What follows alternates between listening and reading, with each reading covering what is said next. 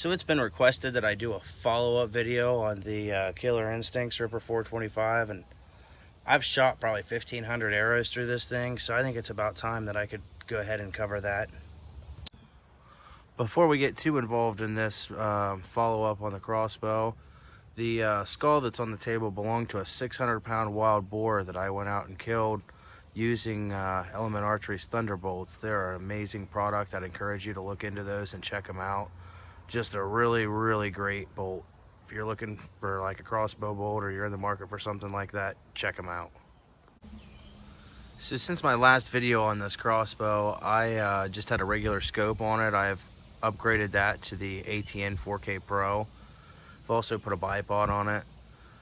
If you're interested in the Boar Hunt, links in the description on that. I can put the link to Element Archery in the description, as well as a review on the ATN Scope if you're interested in that, also down in the description. Be sure to check those out.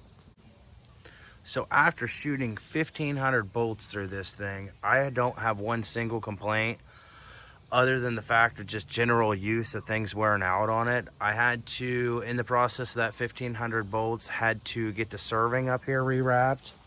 I can take you in for a little bit closer of a look.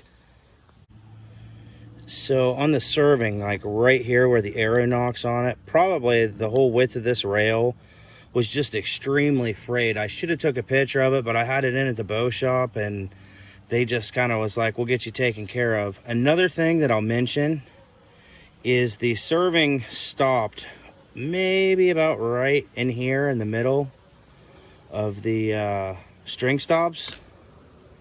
And if you notice, it's now, from being rewrapped, they went ahead and extended it out so it seats perfectly on the string stops there. I also had to get new string stops, and they're a little bit different than what came factory. But I mean, I just blew those things completely out after just wear and tear, just giving it heck, you know. I honestly have no complaints on this bow. It's just a wicked setup. For the price point of this thing, if you've been looking into getting a bow like this, I'd say go ahead and spend the money and do it. 1,500 arrows later, thing's still going strong.